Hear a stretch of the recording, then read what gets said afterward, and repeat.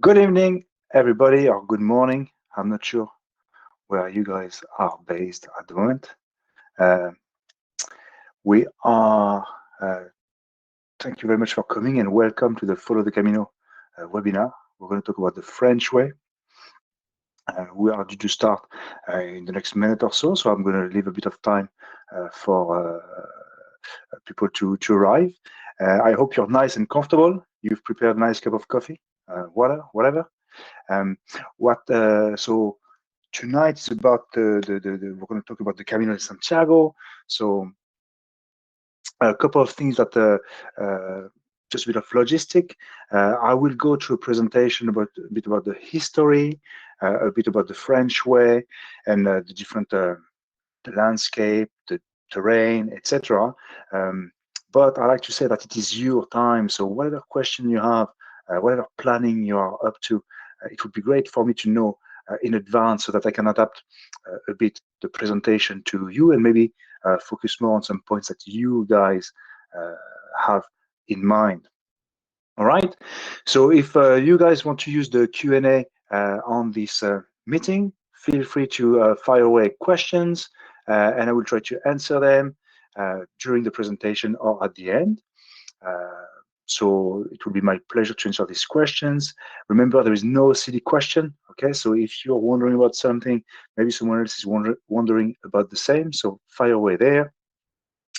And that's it. So I wanted to check with you. So has anyone done the Camino before? Please put that in the chat. That would be great for me to know. Also, where you are. Have we got some friends in the US, in Ireland, in England? Where else are you guys? I would love to know in the chat, please. I'm myself. I'm Umberto. I'm the CEO and founder of Follow the Camino. I've set up the business in 2006, and we started to organize trips for people in 2007. So I've been at it for a while. And I'll be delighted to talk to you about the Camino Frances tonight. So for the presentation, we're going to talk about what is the Camino. I really like to talk a bit about the history to put the Camino into a context so that you appreciate that walking or cycling the Camino de Santiago makes you take part in history, in a journey that many people have done over the past over 1,000 years. So it's a great spot to be. We're going to talk about the Camino Frances. If there are some questions about other routes, I may answer them, but we'll focus on the Camino Frances for tonight. We're going to talk about what to expect on the trip and some logistics, etc. Question and answer. Happy with that? Great. So first of all, about Follow the Camino. We are a travel agency. We are the first specialized Camino operator worldwide. As I said, we started in 2006. And what we do is that we get you to discover different routes. We select hotels for you. Usually we work with three-star hotels, accommodation along the way. We also organize luggage transfer to make your Camino easy. We also provide you with a holiday pack, mobile app, so that when you're there, you only have to worry about enjoying yourself. The rest, accommodation, you've got the app, direction to there. You don't have to look around the city, get lost, etc. And support in planning, because a 1-week trip can take a bit of time. If you're planning a greater journey, a 30 days journey, 40 days journey, who knows? This takes a bit more time. So we have a very experienced Camino consultant that help you doing that, and also support while you're on the Camino. You may get injured or have to skip some stages, and we help you through that. A bit of history about the Camino de Santiago. So Camino means the way in Spanish, and Santiago means Saint James. So the Camino de Santiago is the way of Saint James. Saint James was one of the 12 apostles and was preaching Christianity in Europe, in the west of Europe, up to Galicia in the northwest of Spain. And the legend says that he wasn't very successful, that when he came back, King Herodes basically executed St. James and beheaded it. That's the picture on the top right that you see. Legend also say that his followers wanted to bring him back to Galicia, a place that he cherished. And for that, they put him on a stone boat and sailed it out through the Mediterranean Sea. And as it came towards the northwest of Spain, Galicia, more specifically a town called Padron, which is about 30 kilometers from Santiago, the boat sank. And some of the legend says that scallops basically lifted the boat up and brought it to the shore. So a lot of folklore, a lot of history about it. Now, what do we know about the pilgrimage to Santiago? Is that it started. So basically, the remains of Saint James were found by a priest in year 820 or so in the hills of Galicia.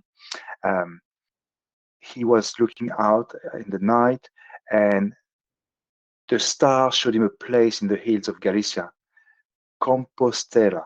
Okay, Santiago de Compostela means Saint James of the Fields of Star. Why? Because this field of star pointed out at this place where the remains of Saint James were. That's the legend.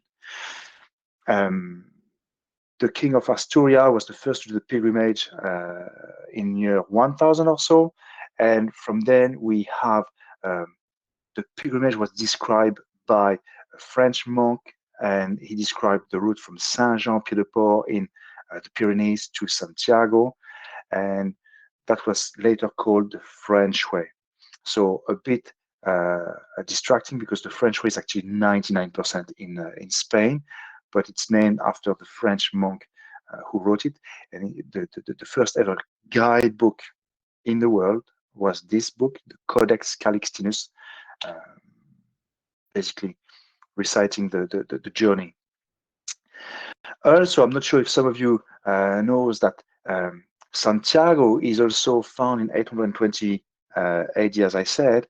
It's also the start of La Reconquista in Spain. And I will show you a map of Europe just after that. And Santiago is also named El Matamoro. El Matamoro is the killer of Moor. As you can see, before finding the remains, almost all of the Iberic Peninsula was managed by the Umayyad Caliphate, so the Moor. But by finding the remains of Santiago and the church encouraging believers, Christians, to pay tribute to Santiago, it's also the start of the Reconquista. So the Moors were chased out of the peninsula more and more, and you can see that it took some time to do so. So I'm just trying to say that for you to link the pilgrimage of Santiago and its place in history. It has a great importance. So now some people ask, oh, what's the Camino? I want to do the real one. The Camino is a network of routes, okay? And in medieval time, up to 250,000 people would do the pilgrimage every year. Now, just bear in mind that at the time there was no flights, no trains, so people not only had to make the journey all the way to the northwest of Spain, that last dot there, but they had to come back home. So it was lifetime, once in a lifetime journey, I suppose. So as I said, the first ever guidebook was written about the Camino. It is nowadays the third place of pilgrimage after Rome and Jerusalem for Christians and Catholics. It was named first European Heritage Trail in 1991. So there is a lot of effort that have been put in to mark the trail, etc. And last year we had 446,000 pilgrims who reached Santiago. So it's extremely popular. It's a great place to be. And we hope that if you want to do the Camino, Follow the Camino can help you organize that and make it a success. The Camino today, I suppose, so we have 446,000 people reaching there. Most of the route would be the one we organized, the main routes, the French way being the yellow one, which we're going to focus on. But there are other routes, such as the Northern way, the Via de la Plata in pink, starting from Seville. Very few people travel on this one. The Portuguese traditional way and the Portuguese coastal way, the blue and the purple on the left-hand side, would be the second most popular. And then you've got the English way and the Finisterre.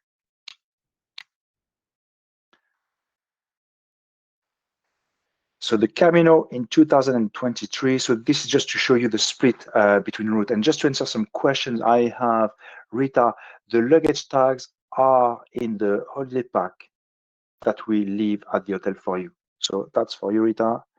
I will answer some. I will answer the sleeping bag later on. Cool. We've got some people planning the Camino. Great. So keep putting the question, answer. Okay. So we're focusing on the Camino Frances for today, and it is the most popular route. Okay. The Camino Frances is what people have in mind when they say, I want to do the Camino. Now, bear in mind that the full Camino Frances is about 800 kilometers long. So we have it divided in 8 sections, from Saint-Jean to Pamplona, Pamplona to Logroño, Burgos, Sahagún, León, Ponferrada, Saria, and Santiago. So it is an epic journey in itself. I'll go through the terrain.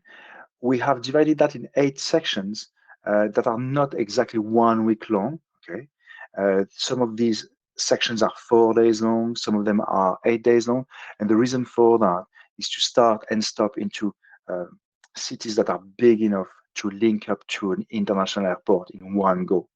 All right, so these cities would link you up to an international airport. So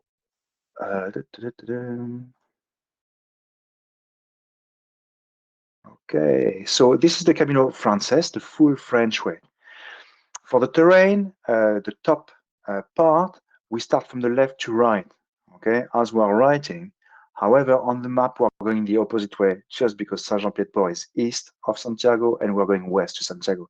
So don't mix up the two, they are going in the opposite direction, just how it is. So the French way, some of the questions might be, is it challenging? Is it easy?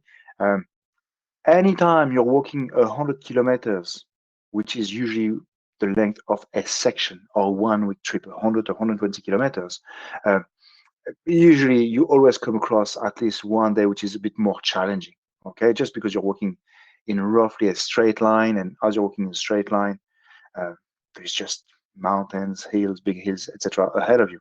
So the first day on the French way would be the one of the most challenging of the whole route, okay? Because you've got a 1,400 meters ascent, so that's challenging, but not impossible, okay? So I'm here to raise, not to warn, but to raise some of the difficulties, but any difficulty can be managed by training, by preparation, etc. Or some of the more difficult days. Follow the Camino, we offer the possibility to split these days in 2, for example. So don't let yourself being put off by the big climb. It's okay, we can do it, and we have solutions depending on what's your level of fitness and what you want to do. Anyway, just to go geographically, the French way in general, so you're starting in Navarra in the northwest of Spain, and you're reaching, after the first section, Pamplona, famous for the bull races. And then you're entering La Rioja onto Logroño, which is the capital of the wine in Spain. So it's very entertaining, I suppose, or very rich in culture, in food, etc. And as we go towards León, so we reach León around 1/3 of the way, we enter the Plateau de la Meseta, and you can see it there. It's, oops, it's this area after that peak here at day 11, 12, and then it's relatively flat. Flat doesn't mean easy on the Camino. And be mindful that I'm describing 35 days of walk. So obviously, as we go, as we zoom in, zoom out, time and difficulty can be spread, but it is flat, but it is more challenging because sometimes flat is a bit boring. And I'll show you images of that, or there is less shade. All right. So whenever you're doing the Camino, difficulty can be a parameter, but don't be put off by too difficult, or don't let that decide on what you take on.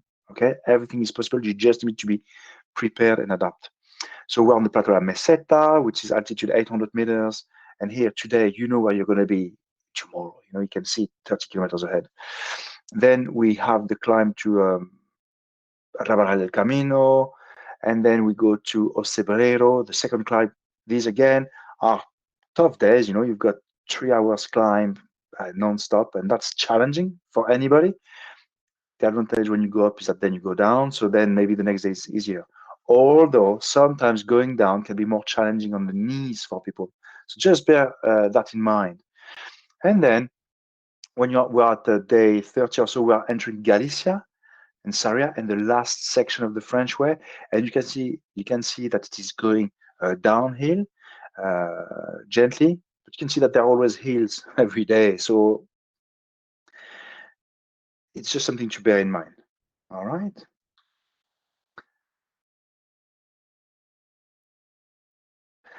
So this is just to show you a bit of the landscape. I'm going to cruise through some of the pictures so that you get an idea of the history of the terrain. It is non-exhaustive, obviously. I'm going to show you 15, 20 pictures or so. It's just to give you a glimpse of what you have. And whenever you're interested into a specific section on followthecamino.com, we have all of these products, and each of these has a picture gallery, so you can go into more details. So this is Puente de Arena. So this is on section 2 of the French way. Lovely bridge. This is more rolling hill and terrain. So dirt track. Expect to walk quite a bit on dirt tracks. And you can see here we have walkers, and you can see them ahead, maybe 400-500 meters ahead. And you can see the cyclist. One is cycling, the other is pushing the bike. So I'm not sure if some of you want to cycle or not, but these are things to consider when planning.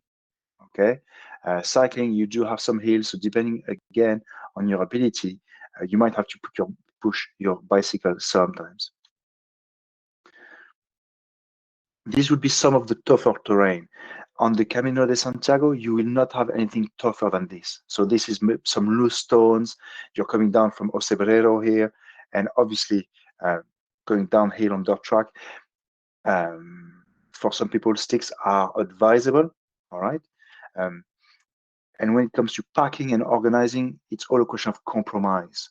Depending on which section you're doing, do you need poles or not? And this, you're all different and all are planning different things. We can check with you and your Camino consultant in more details. Okay. These are some of the cultural things you will see along the way. So on the left-hand side is La Fontana di Grace with a free wine. Free wine, you get there usually by 10 a.m. So I hope you guys are not going to spend too long, but it's just a winery which is behind that wall, that is offering wine and water, by the way. So it's nice tradition to come and have a sip of wine with your scalp or anything like that. It's just a nice thing. And then you've got some monuments. This is in Astorga along the French way. This is just to show you a bit of the signage. Navigation is easy on the French way and most Camino routes that are well traveled. Okay, as well as that, Follow the Camino, we provide our own dedicated mobile app with your exact route and your accommodations, so that you know where you're going at any given time. It's very easy. And these are some of the things you will see along the way. How far you are from, I don't know, Machu Picchu or Roma. So it's nice. This is a castle in Ponferrada. Nice thing to stay. And you will see some milestones along the way too, along dirt tracks. Now, talking about most popular routes, it depends how long you want to do the Camino for. Most people go for a week, all right? So if you're going for a week, it depends if in your week you want to reach Santiago. If you want to do so, we recommend you to start a week away from Santiago, so that when you start, after 5-6 days of walking, you will reach the final point. So this would be the different routes finishing in Santiago. And this, for example, for the French way, would be the terrain for that Saria to Santiago section, which for anybody who only wants to spare a week to do the Camino de Santiago, this would be the route we recommend. It's very popular, very easy. There are stops along the way. Every 3, 4, 5 kilometers, there is a cafe, restaurant, or place to stop, for example, for toilets or anything like that. Yeah. Cool. Let me just have a look at the question quickly. So, do I recommend bringing a sleeping bag? I would say if you are traveling in hostels, I would recommend, depending on the season, if you're going in the summer, maybe a bag liner would be enough because it will be warm and you would have access to a blanket in hostels, although having your own is better. It's also safer in case of bed bugs. All right. But if you're going in winter, yeah, you would have to get your sleeping bag, although again, the hostels would have some blankets. Better if it is your own gear, I suppose. If you're traveling with us, um, obviously you will be in hotels with private bedrooms. You would have toiletry and bed sheets and so on. Like it's normal hotel rooms, I suppose. How much euros in cash should we carry? Question from Raymond. I would always have 50 euros on me, something like that. So every day your budget, again, it depends if you're buying everything as you go along or if you bought a package with us. If you bought a package, you will only need money for lunch, which will be 10, 15 euros, and then drinks before dinner, etc. But having at least 20, 50 euros is good. Do not carry 300 euros, 500 euros. There is no need. You will find ATMs along the way. For the toothbrush, Europe is in 220 volts. So I'm not sure how would that work with your toothbrush, but it's 220, okay? I will talk about the weather later. I'm planning on doing the Frances June and July. Good stuff. We have some people from Hawaii. Hello from Hawaii. Okay, from Ohio, Seattle. Welcome, guys. Cool. Okay, I'll continue and I'll go back to some of the questions later on. So from Saria to Santiago, this would be the type of terrain. You will walk on dirt tracks, but you will also sometimes walk on tertiary roads. So this is a country road, tarmac, and there is a fair bit of the Camino that is on tarmac roads as well. They are quiet enough. Obviously, local authorities have made paths for walkers when they're too busy. So this, for example, is the arrival into Palas de Rey. It's a busy road, and the main road is on the right-hand side of this this path. But this is very enjoyable, very nice. Bit of culture. This is the Church of Porto Marín, which was rebuilt stone by stone because they created a dam down the river. So it's a nice place to visit. These would be some of the cultural elements. This is a corn granary. So families have that, and they store grain for animals there. And some of the symbols along the Camino. I haven't seen any comment on people who have done the Camino or not, all right? So I will assume that most of you do not know some of the symbols and tradition along the Camino. So here's one of them, for example, is to carry a stone from home or along the way with some of your worries, and sometimes along the Camino to leave it behind you. Okay, some of those traditions. So obviously some people put various things. Cool, and then we arrive near Santiago. So here we are in Monte do Gozo, 5 kilometers away. So these people are cheering, although they're not yet there. Okay, nearly. It's just an hour downhill to Santiago de Compostela. And then you arrive at Plaza do Obradoiro, the main square in front of the Cathedral of Santiago de Compostela. For those who have been there, it is a bit exhilarating. You may have walked 5 days to that place. You may have walked 35 days. We have some clients that have walked 60 days to get there, starting in France and Switzerland. So no matter what, you have a feeling of accomplishment, and you should be proud for that. And there's just pictures of people there. We cater for groups, or you meet friends along the way. So most of our tours are self-guided, and sometimes we have some guided tours as well. So this is just to show you a bit, if you are a single traveler and you want to join a group preform, you might have a bit of fun, I'm afraid. So do not hesitate to join us on one of our guided tours. Sylvia, our guide there with the heart, is great fun as well. Or it might be myself guiding as well. Okay. So here we're with Shirley from Los Angeles that I guided a couple of years ago. Well, yeah, cool. Santiago. Once you reach the square of Santiago, before I talk logistic, you can see two people there, left of the lady who are lying down, just looking up. I don't know if you can see them, they're very small. So I, like myself, when I reach that, just to spend 20 minutes, half an hour, just to soak it in. You can see all of these people with their backpack just laying down. We're there.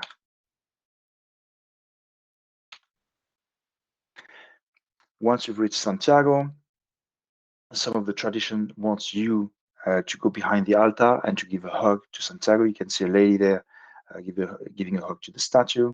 So it's good luck.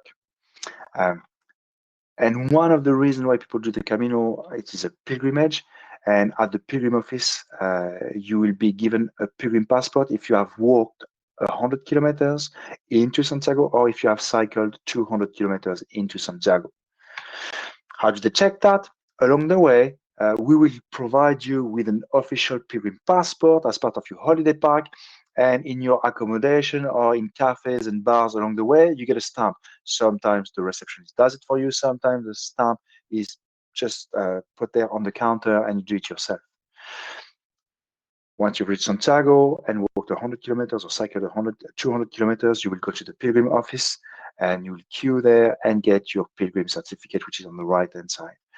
So you can also do that by post or by email. So they have changed how they do to have more channels to get your pilgrim certificate, just to make it easier for people.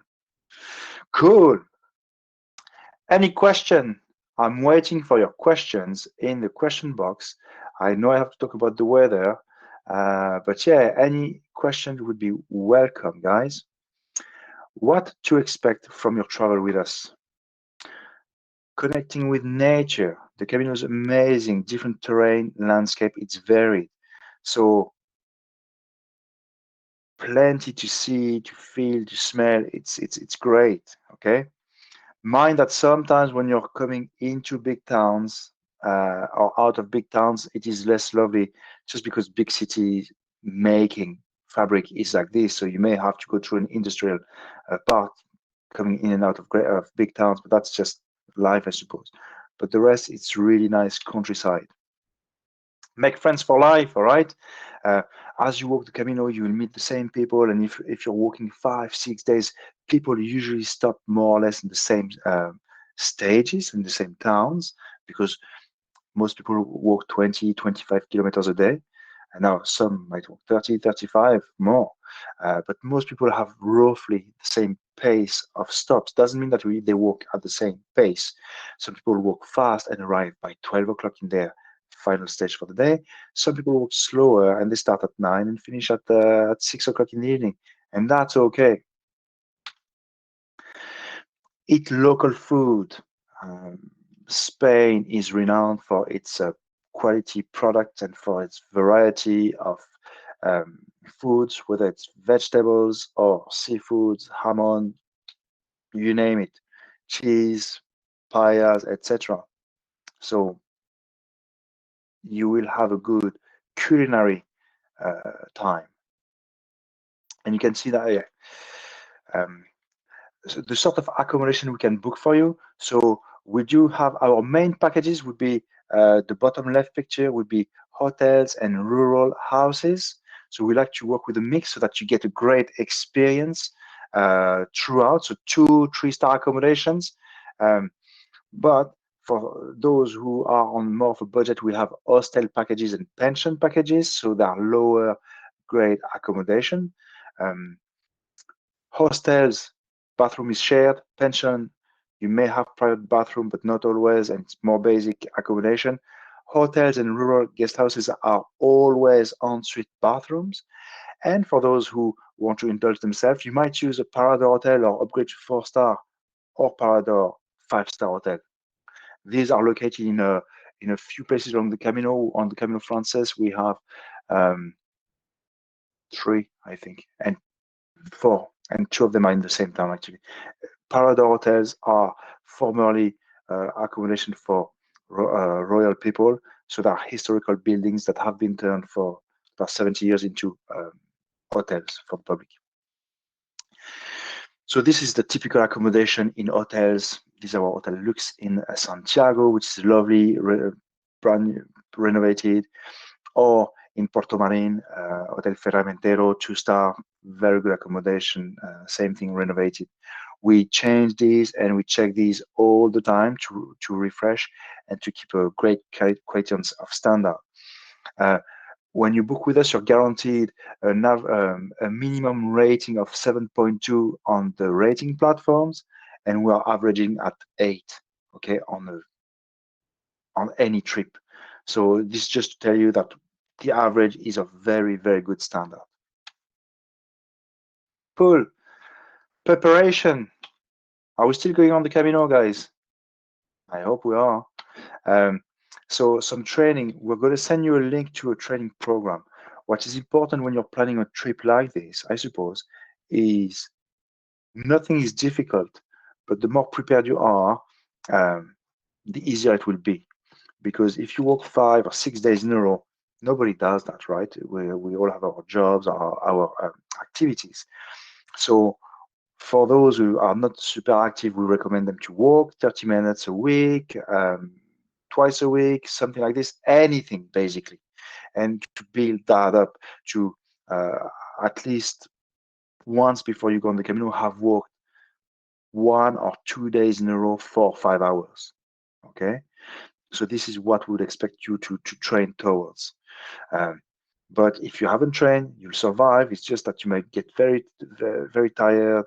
You might, and when your body is tired and you're not used to it, it's not a great feeling. You might feel a bit cranky, etc. If you add to that maybe that day it rains or it's very hot, and it's never nice. Whereas if you have experienced this feeling of being tired, oh, I've worked 5 hours and I still have 1 hour to go, it's okay. You'll get there. So what's the weather like in October? Will I answer that now? Maybe I will.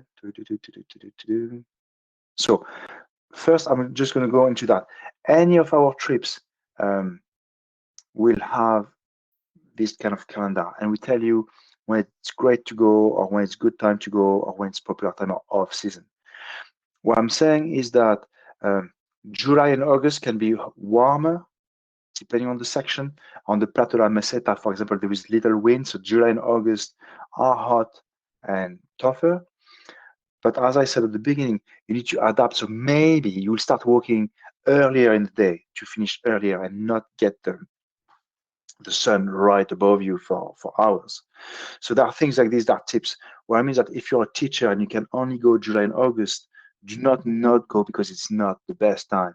It's okay, you'll be fine. Just adapt how you're walking. Okay, I'm just gonna get weather.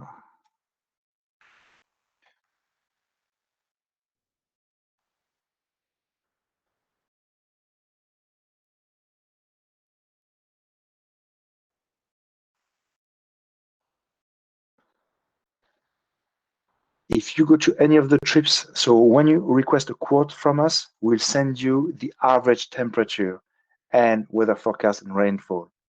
So to answer that question about the weather, it would be great, Anne, you just contact us and say, I'm trying to go on October in that trip. Okay, contact us directly by email or whatever. We'll send you something. And here we can get a quote for you. And in the quote, then there will be a tab with the weather exactly. If you go onto the product page as well, French wear section 1, the averages and weather forecast is always there too. and I will try to find that for you right now.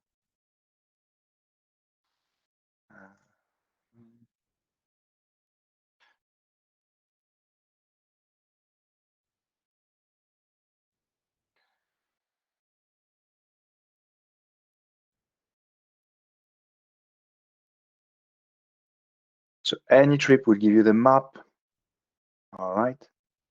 Will give you the elevation, terrain, and the weather forecast. So here in October on the French way, this is the number of sunny days, number of partially sunny, and number of rainy days, average. Minimum temperature 2 at night, maximum temperature 28. And your average temperature is 13 degrees Celsius. You want far up, so if you want Fahrenheit, you can just translate. I hope on that responds to your question, and you can change. You can say, I want to go in April, in May, in June, whenever, in February, Jan. Yeah, happy with that? I hope you are. What to pack? So same thing. As part of the holiday pack, you will get the packing list, and here it depends if you carry your own bag or if you're getting your luggage transported. If you're booking with us, 90% of the time people get the luggage transported. It's really, really handy so that you walk only with a small backpack with your sun cream, your hat, your walking sticks, and a bottle of water, and the rest will be there. So if your luggage is transferred, you can take more, obviously, more tops, more outfits. If you're carrying everything, you have to take less. If you're carrying everything, I would recommend to keep everything down to 10% of your body weight.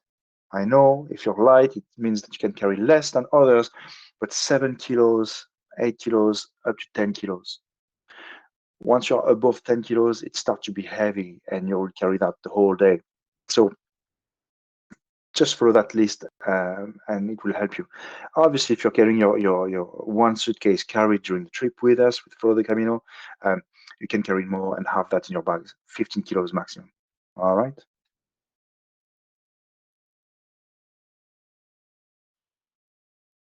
Cool. So I don't have too many questions. I'm going to go run through that. Meanwhile, I'm just showing you what we provide to you. Okay, Follow the Camino. We are the number one Camino operator. We've been there first. We lead the way, and we want to make your experience unique and enjoyable. So when you engage with us, you will be allocated a Camino consultant that will work through the itinerary with you to make it your way. Do you want an extra night in that place or not?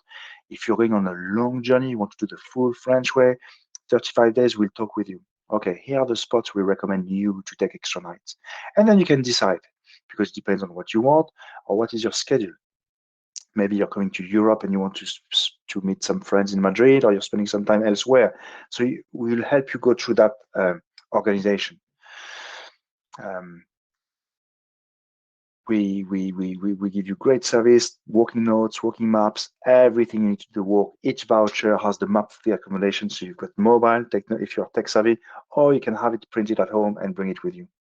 Any way you like it, we organize it for you. And you've got a personal service, 24/7 local assistance. So there's something you call us, you've got an airport transfer and your flight is delayed, let us know before your flight take off so that we can change the time of the pickup. All of these things are important to make your trip a success, and that's what we do. Also, when you book with Follow the Camino, we are the first and the only Camino operator to be B Corp certified. What is B Corp? B Corp is an association or certification that checks different criteria on societal um, impact, environmental impact to our employees, our suppliers, the planet. And we have scored, the minimum score is 80 to get in, and we've scored last September 89.1. So we are very proud of it. And B Corp reevaluate this every 3 years and wants us to improve. So we're working already on things to improve. Some of the activities we've done through that would be to guarantee one vegetarian meal along our guided tours, just to raise awareness about eating without meat, um, and so on. We have done some vegetarian food videos for our hotels. We are doing some water saving incentives with our suppliers as well. So a good few things. Now, it's not that what is going to change the world, but we believe that at least we are directly having an impact, however small. And if we don't do it, we do not want to rely on anyone else. We're just part of the whole picture. Cool. Surprise. We're coming to the end of this presentation, and I want to offer you a 50 euros voucher for having attended this presentation. So, so you can use that on any booking you will make after this. And I've got another surprise, which is for the first 10 bookings we get from you guys who have attended this webinar, we will offer you free airport transfer up to a value of 250 euros. So we really want to show you that the Camino is great and is easy, and you to concentrate on walking and not looking after the logistics. All right. So obviously, our job is to organize everything for you, make it easy for you, not spend hours on a website booking the wrong place and email exchange. Yes, you can do it yourself and it is cheaper. However, our job and our specialty is to make it a success. So it's employment. We have specialists that love what they do, and we hope that this incentive will help you contact us to make an inquiry and make you make a booking with us. Any question, guys? I will just go through the question now.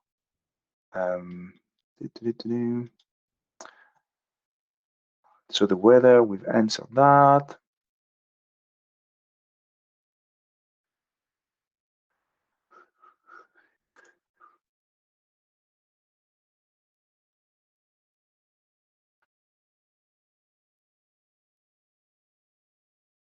Okay, I'm going down. Question, first time, get ready for the journey. So, question. If you had 7 days to walk the Camino Frances, where would you recommend to start with the intention of finishing up in Santiago? Brilliant question from Anonymous, and the answer is Saria to Santiago. French Way, Section 8 would be your starting point. French Way, Section 8, starting in Saria. You can walk in 5 or 6 walking days into Santiago. All right.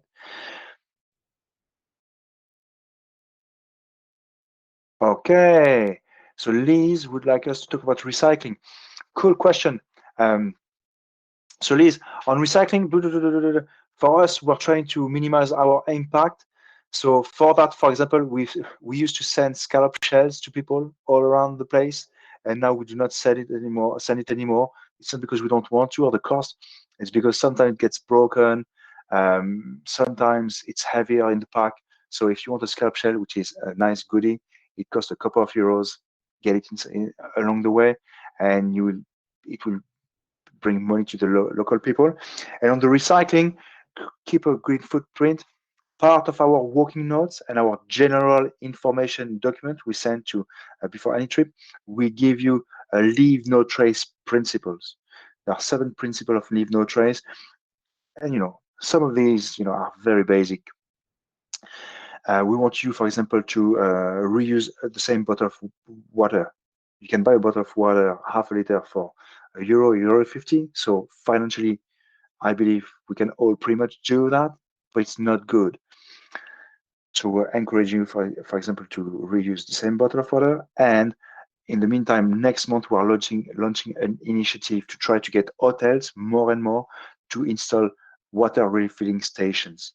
And we're working as well along the French Way with local authorities to do that as well.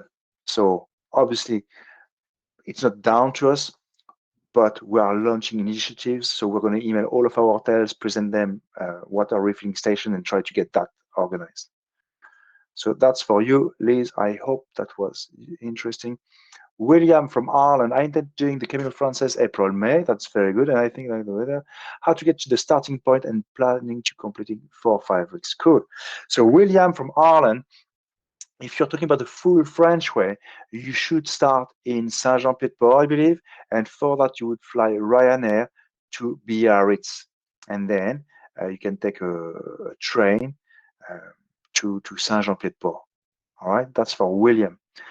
And with regards to 4 or 5 weeks, William, if you contact us, info@followthecamino.com, or if you book an appointment with us, we'll talk to you through that and we can draft an itinerary. You can see. And maybe we can set up rest days along the way. We recommend people who do the whole French way to rest every 7 days or so. Doesn't mean you have to. Again, depends on your schedule, your time constraint, etc., etc. But we will work with you on that. Gra, I'm 61 with several knee and foot problems. I've done the final stage of the French way, Portuguese stage. I really want to do the first stage of the French way over the Pyrenees. Is it possible for me?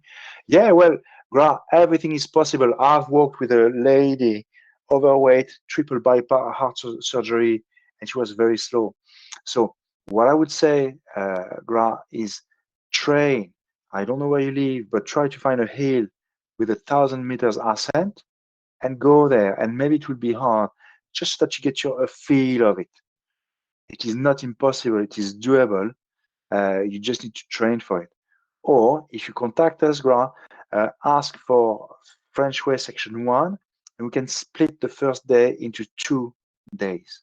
Okay? Other solutions. Maybe you have less challenge for each day. You just cut the challenge in half. I hope, Gra, that answers your question. I hope to do it in October 2025. That's Helen, 42 days and only walk 20 kilometers a day. Is that possible with your company? Absolutely, Helen, we can do that.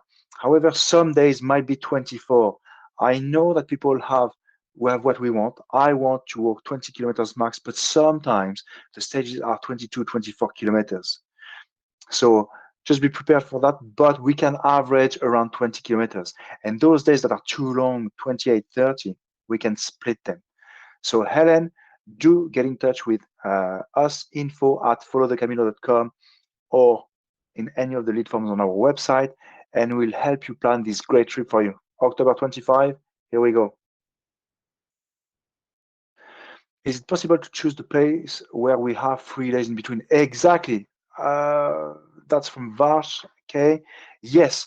So for us, we help you, we assist you, but we don't decide. And if I know that a lot of people say, oh, I've read this on this blog, or my friend has done that. And for us, we don't care about who says what. We talk to you. Who are you? What do you want to achieve? How much time you have? And then we recommend you. So some people come to us and say, oh, I want a break every 7 days. Okay, and we'll check the itinerary. But maybe we'll get you to have a break after 8 days because the town is bigger and it will be more entertaining for you to stop in Leon than at day 8 than in the village before that at day 7. You see what I mean? So Varsh, contact us, info@followthecamino.com, by email, by phone, whatever way, and engage with one of our great Camino consultants, and we'll work this out for you. We recommend after, if you want to stop every 7 days, strictly speaking, we'll do that.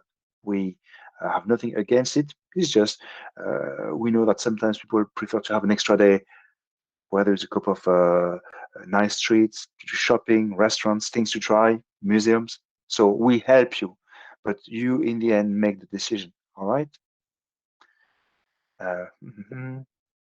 We're planning to organize the Camino.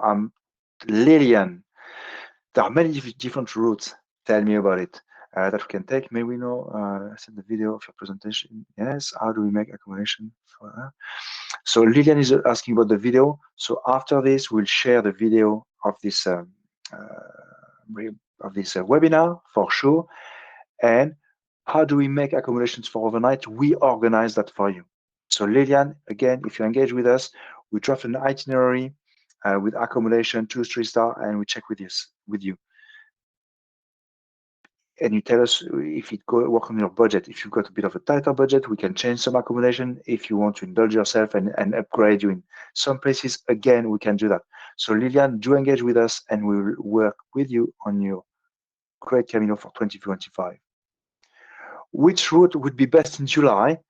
That's a question from Varch again. These are questions I tend not to answer because what are best, apples or pears? I don't know. Again, Varsh, engage with us and we'll ask you a few questions. What do you want? Do you want the quiet? Do you want more people? Do you want to see the coast? If you want to see the coast, it will not be the French way. It might be the Portuguese coastal way. There are things like this to consider. So the best, instead of me trying to go through all of the parameters and advice, do engage with one of our Follow the Camino consultant, and he or she will be very happy to go through that with you. So we have a question about closing in October from Paula. If you go to followthecamino.com, you've got the packing list. Tanya, thanks very much for that. We are considering a 7-day Camino pilgrimage. Most of the joiners are 60 years and above. What month would you recommend for us? We are from Feliz. Lilian again. So Lilian, engage with us. It depends on your schedule. There is no right or wrong. So obviously, May, June, September, up to mid-October are good. But if you're biting into April, March, it's okay too, And one thing I want to highlight to you guys, if you are organizing a trip for a group, you've got 5 friends, 10 friends, at Follow the Camino, we talk to a group leader. However, you can invite your friends on the platform so they can see the same information. You don't have to forward emails and to be in the middle of all of this. Okay, so you can invite your friend on our platform, your 5 friends, 6 friends, put their first name, last name, email address, invite. And once they accept that, they can see the same information, the itinerary, the extras, etc. Also, through that, what is great for groups is that you do not have to collect the cash, all right? Everybody in the group can go and pay for themselves and their partner, okay? So Lilian, we're great at that. We make it easy. Don't collect cash. Don't bother. Talk to us, book with us, and we'll make your life easy. How hard is it to continue walking to the ocean? Well, Stephen, great question. How hard? I suppose it's as hard as it is to walk to Santiago. It depends on the distance. The natural follow-on from the French way, reaching Santiago, or any route, is the Finisterre way. If you go to our website, followthecamino.com, and you key in Finisterre, or you go to the product Finisterre, it's a Finisterre. Finisterre goes out to the ocean. It is 90 kilometers, I think, and it's walked in 3 walking days. It's not hard. It is quiet. It is beautiful. And if you can add an extra day to Muxia, which is an extension, 28 kilometers, it's also great. So again, Stephen, it depends on your time. Hard, no. Possible, yes, for sure. Depends on timing. If you want more information, go to followthecamino.com and try to look for the Finisterre route. Camino route, Finisterre. So Mario in Houston, I will let you go to the weather map to see what's the best for the French route. The French route is 800 kilometers long. So I'm not sure if you're talking about the end or the start. But again, the April, May, June are good. July, August, warmer, if not hotter, depending on where you are. And September up to mid-October are good, no problem.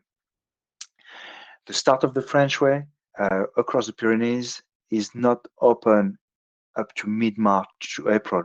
Why? Because you're at 1200 meters altitude, and at this altitude, rain is snow. So here there's an alternative route via a town called Valcarlos on the side. But again, Mario, that depends on your plans.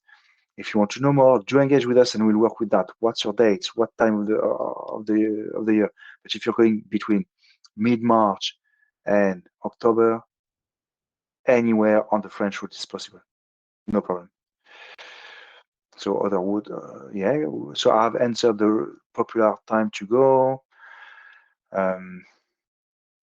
I was told that I can't use service say once a week, but it's possible I can contact you a few days before when I. Okay, so to answer Yumi, for us, we like to have a notice because it helps us guarantee you best accommodation. However, we've done that with people, they've never done the Camino and they go for a week. So they book a week with us. And then one day before the end, they say, can you book me the next week? Or I want an extra day and this. We can do that. So engage with us. What we wouldn't do is you talk to us and say, oh, I want only one luggage transfer in 3 days from that point to that point. It's not our job. We organize the whole package. We can work short notice. I can book you 1 week trip now for tomorrow. I can do that, no problem, but not just one day here and there. Okay, Yumi? That's for you, but great question. I would be staying in private rooms with Bas. That's anonymous. Your group starting next month. Do I need to bring a hair dryer? I'm concerned about carrying a converter. So, okay, most hotels have hair dryers, but you know yourself, they are not the greatest quality. They might not be the 2000 watts super blow dry things. So if the hair dryer is important to you, bring it with you. My wife would bring it with us, although I tell her that's not necessary. And with regarding to the converter, you just need an adapter, okay? Your device adapt to the current, okay? So you should be fine. That's for you, Anonymous 3. Fire with questions. Okay, wild animals and dog on the Camino? Wild animals, no. You will be walking around roads. On the French way, no national parks. On the Via del Plata, there is some, but so no wild animal. Dogs, less and less. The first time I walked the Camino in 2007, I think there was a few dogs along the way. Not anymore. Random. So not an issue. What are the hours for the pilgrim office? Great question, Rita. You go to followthecamino.com, go to our blog and type in pilgrim office, and you will see the map, opening hours, etc., etc. And as I said earlier, you can even engage with them by emails or digitally if you don't have time to wait in queue. How do you handle participate on guided tours that have special dietary restriction? Lisa, it's very easy. When you make your booking in your customer area, you got an area for your dietary requirement. And here we ask you what they are, and you just click that. Once you make your booking, this is part of your booking and will be communicated to every single hotel along the way to make sure that if you are vegetarian or vegan or whatever else, it is communicated. What we recommend is to check as well when you check in, just to make sure that they have it, but it is communicated along the way and it works very, very well. So that's for Rita. Oops, sorry. No, that was for Lisa. I'm sorry. Is book candidates be changed due to health reasons? Okay, so Gilesa has a question about changing. So once the booking is made, if there's a change in date, there's a change fee. Even if it is for health reason. This is why we recommend you to get a travel insurance. What I mean is that when we book a holiday, we make all of the logistics, and it takes us quite some time and efforts to get all of these things together for you. So just get an insurance. It might be health reasons, but it can be something else. The unknown, insurances are here to cover the unknown, and a health reason or problem might be that. So Gilesa, what I would say is to have peace of mind, just book a travel insurance, and they usually work very well if you're booked in advance. Cell phone carrier does not offer international coverage. Is there an option to purchase a temporary cell phone? So, Dawn, you can buy a very good question about mobile. On the Camino, you'll have mobile phone shops or tobacco shops that have SIM cards. So just buy a SIM card at the airport, or in big towns that have more cell phone shops. It might cost you 10, 15 euros with some credits. So there are different plans. So you can get one there. And usually you don't need to buy a cell phone unless your phone is unlocked, but I like to check with your mobile phone provider. And now there are even eSIM cards that are even easier. So that's for you, Don. Hope I answered your question. What happens if you need to take a break from walking, rest days for day? James, very good question. So if you're walking a week, we would expect that you can walk a week. But if you can't, talk to us and we can do rest days in the middle. Okay, but you need to go out training and you need to have a feel for yourself. But 98% of the people don't need a break day within a week. If you're working for longer, 30 days or whatever, we recommend you to take breaks. If you haven't taken breaks in advance and someday you're injured, so we can change the booking, but that there is a change fee. What we recommend, depending on the injury, it just might be a tummy bug or something like this. So maybe walk less or do not walk at all and take a taxi or a bus, depending on where you are and where you're going to the next stage, so that you give yourself a break and you keep the same booking. All right, that's my advice to you. If you need to talk more about it, James, talk to us, engage with us, and we can talk to you. But usually, if it is one day, skip it or whatever, depending on the booking size. If it is a 30 days and you have an injury on the second day, we would have to change 35 accommodation. It's a big task. Not impossible. But yeah. Walking the Camino Inglés, is the weather good? End of April, first half of May. So I'll let you go to the weather map to check that exactly, or you go to Camino Inglés, followthecamino.com, Camino routes, Camino Inglés, and the weather map is there. How much is a package for 7 days? Now, from which city would we start considering we're flying into Europe from the Philippines? So a package would be around 700 euros, 750 euros for 7 days, 6 nights, something like that. And where would you start? If you're doing the last 100 kilometers, we would recommend you to fly into Santiago. If you're flying into Madrid, you could also train to Saria. So different options. Again, if you go to followthecamino.com, French route, Camino route, French way, section 8, at the bottom of the product, you have a how to get there. And that will help you to check the different combinations. That's for you, Lillian. Does your Compostela state that what distance you walked versus the people who only walked 1 week? Okay, so on your Compostela, it doesn't say the distance you've walked. However, at the pilgrim office, you can request a distance certificate, and they ask you for a donation for that. I think it's 3 euros. So Mario, if you want a distance certificate at the pilgrim office, you can get it, and they will check with your pilgrim passport where you started, etc. That's for Mario. First time for Lee on the Camino, wanting to walk coastal route from Porto. Great choice. On the website, the first day looks like a long day. So great, Lee. That's very good. So the first day is long. It's 34 kilometers. What we recommend, because Porto is a capital city, so I'm not sure where you live, but you could take the metro 3-4 stops to do the first 10 kilometers. And on our walking notes, we recommend you to take the metro to Matosinhos. Matosinhos is on the train line northward, just to skip the city, which has little walking interest. So that's why we have it like this. So Lee, you don't have to walk the 34 kilometers. We decided to do it like this because if you were not doing that, the breakdown of stages would be a lot more complex, and the first 10 kilometers on the Portuguese way in the town is not very enjoyable. So that's why we're doing that. But if you really want to walk them and you want to change, we can do that.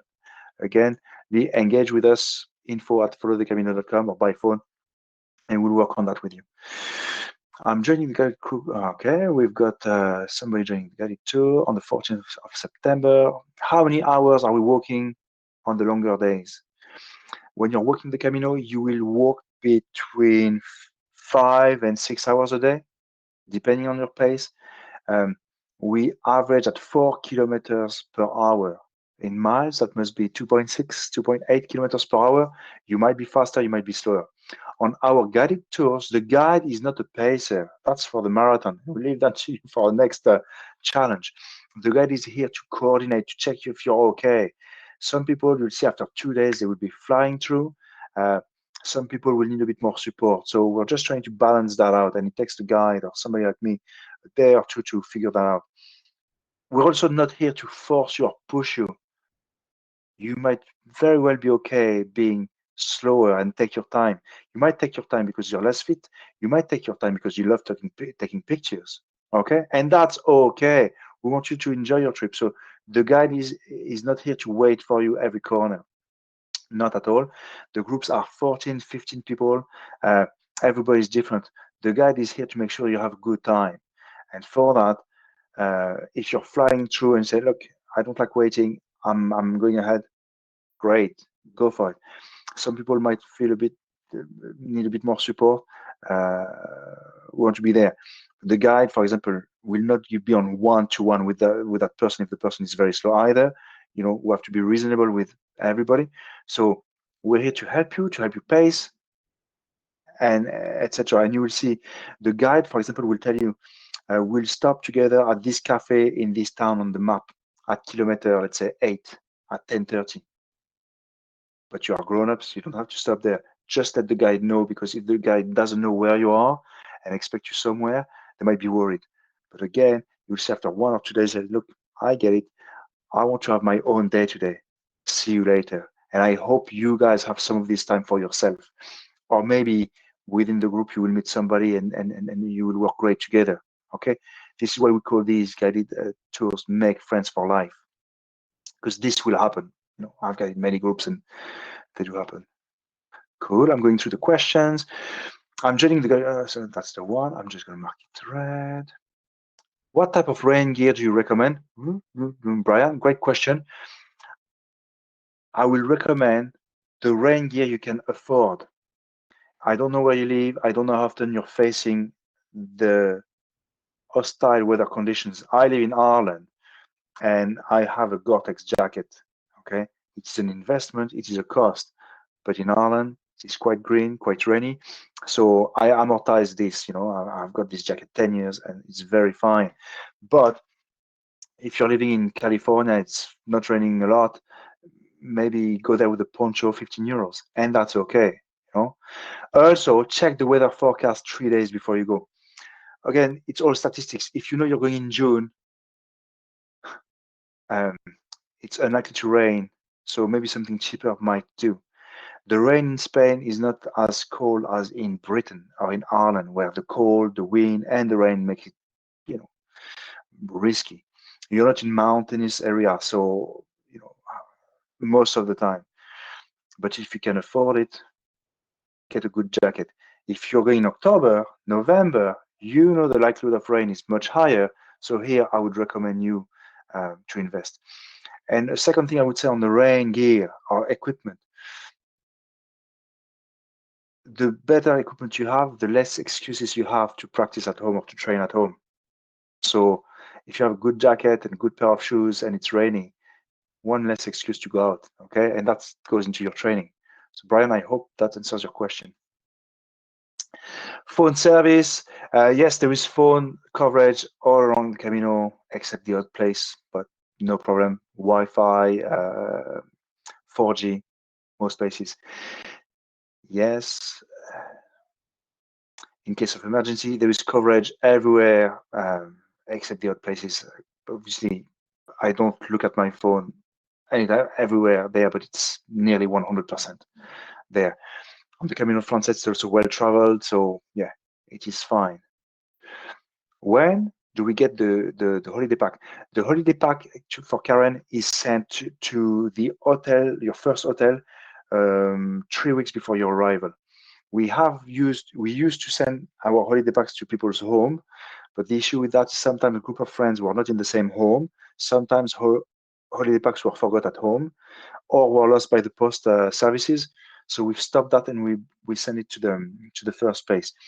In the holiday pack, there is the luggage tag, pilgrim passport, a goodie.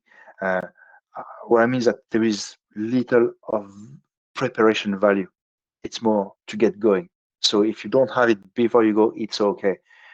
We know it would be nice to send it to people's home, but we've had too many lost parcels or damaged parcels, so we send it to the first place. Cool. Question: when do we get the app? The app,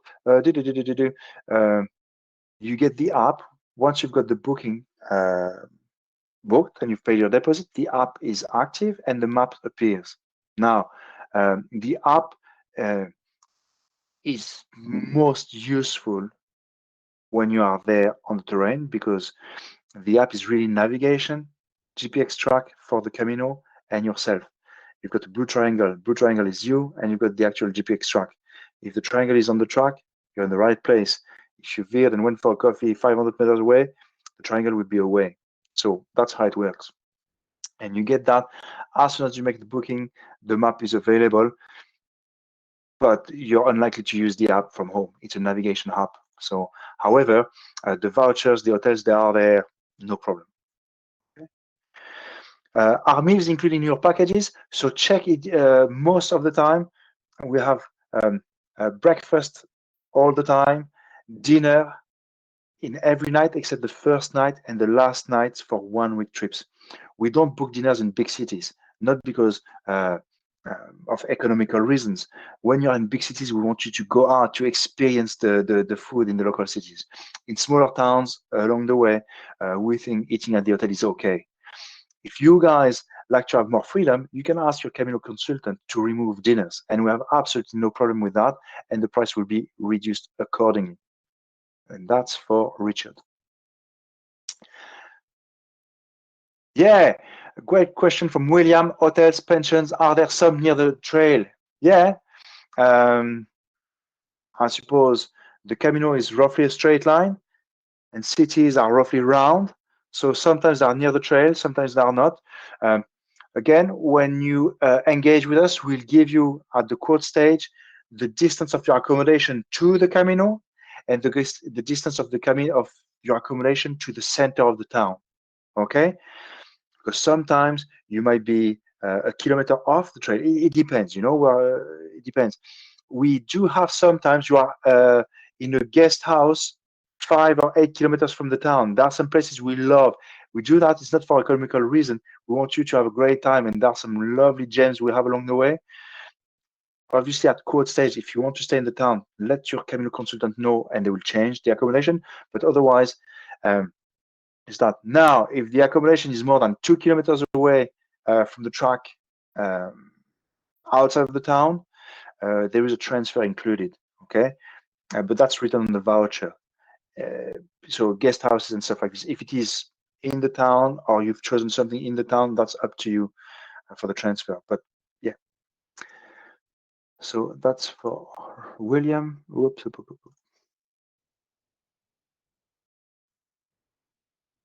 Cool. I'm scrolling down. Questions, lots of questions, guys. I'm loving it. I hope you are enjoying and learning. Give me some thumbs up if you're okay.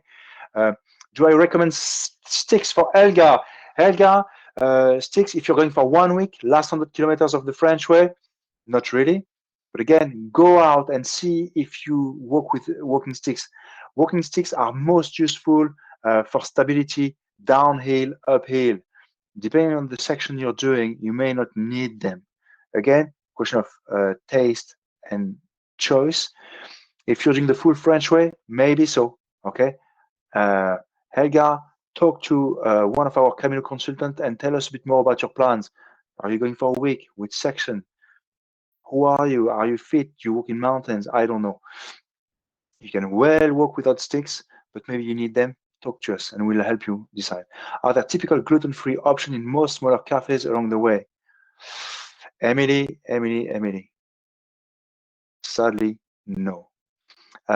Gluten-free is difficult on the Camino. And for us, at the moment, we're trying to influence hotels and restaurants into the vegetarian food. They are getting better, but I know that some places in the countryside might not be that familiar with gluten-free. So it might be salads. It might be things like this. Okay. So it's for gluten-free, it's not great. But one other way to see it, Emily, is usually big towns, capital cities have a lot of gluten-free options and restaurants, you know.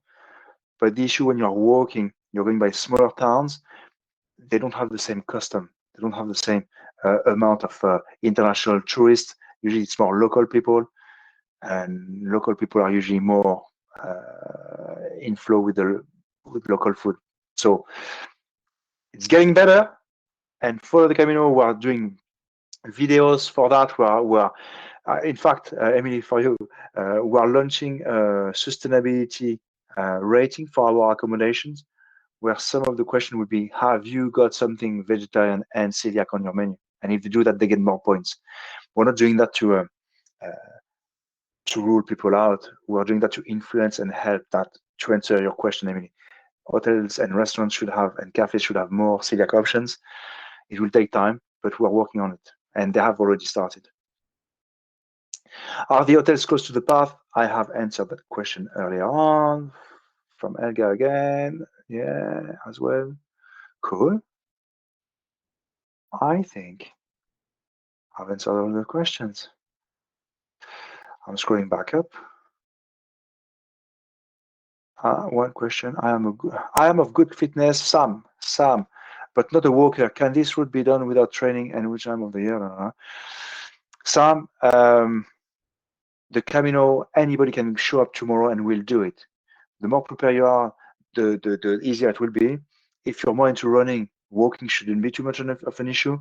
The only thing is when you are walking 5 hours take its toll on the body, just natural. You know, you're exercising not intensely, but for a long period of time. So if you're in good fitness, not a walker, no problem. Just train before. Again, a lot of issues is not so much on the fitness level, it's on what does it mean to be tired walking. Different feeling. I don't know if you're fit because you swim a lot, because you go to the gym, and it's one thing to lift up weights, it's another to walk. They are different, and different expectations, but walking is up there. It's a mind game. It's not a, it's less of a fitness thing. Great. Everybody, I had a great time. I hope you did too. I believe I've answered all of the questions that were marked. So that's it for me, unless there is any last minute question, which I will happily answer. Otherwise, it was great. Do not forget that we're offering a 50 euros voucher for any booking made, and B, a 250 euros private transfer from the airport. We want you to book with us to organize your Camino. Check our reviews, they are brilliant. We like what we do. We want you to have a good time. This is why, as I said, we offer you a trip. We say, this is how we think you will have a good time. Some people might be fit and might want to do 30 kilometers a day. Up to you. We'll organize that for you. Some people are a bit slower and they want only guest houses, and we'll try to work that out with it for you. So you're all different, and we want to talk to you individually to make this experience unique for you. All right.